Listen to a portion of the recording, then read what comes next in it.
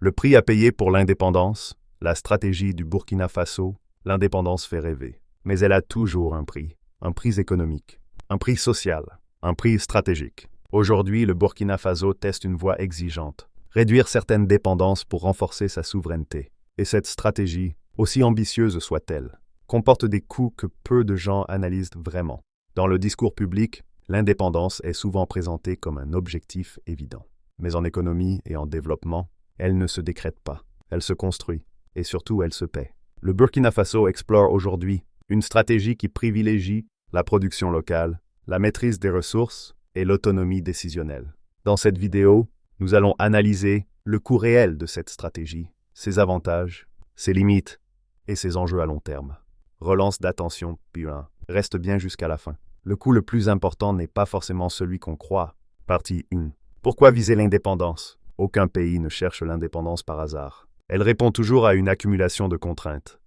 Dépendance financière, vulnérabilité alimentaire, pression extérieure. Pour le Burkina Faso, réduire ses vulnérabilités est devenu un objectif central. Cela passe par renforcer l'agriculture, mieux gérer les ressources minières, développer les capacités locales. L'indépendance devient alors un moyen de stabilisation, pas un slogan. Relance d'attention pour eux. Mais viser l'indépendance, c'est aussi accepter des sacrifices immédiats. Partie 2. Les coûts à court terme. À court terme, une stratégie d'autonomie comporte plusieurs risques.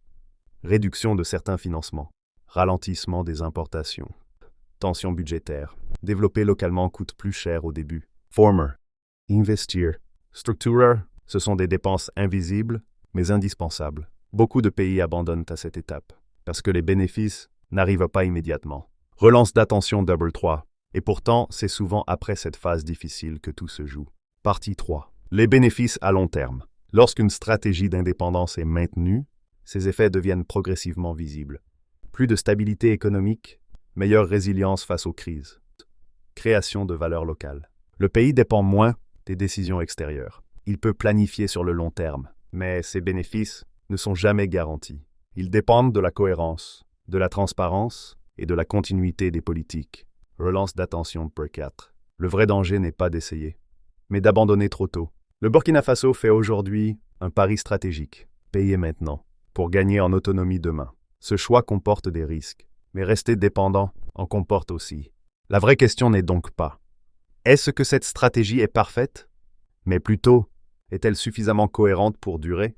Si cette vidéo t'a permis de mieux comprendre les coûts cachés du développement et de l'indépendance, si tu veux analyser les stratégies, sans slogan ni simplification, abonne-toi sur Finavia. Ici, on décrypte les choix, on évalue les risques et on comprend avant de juger. Abonne-toi sur Finavia, parce que chaque décision a un prix et chaque prix mérite d'être compris.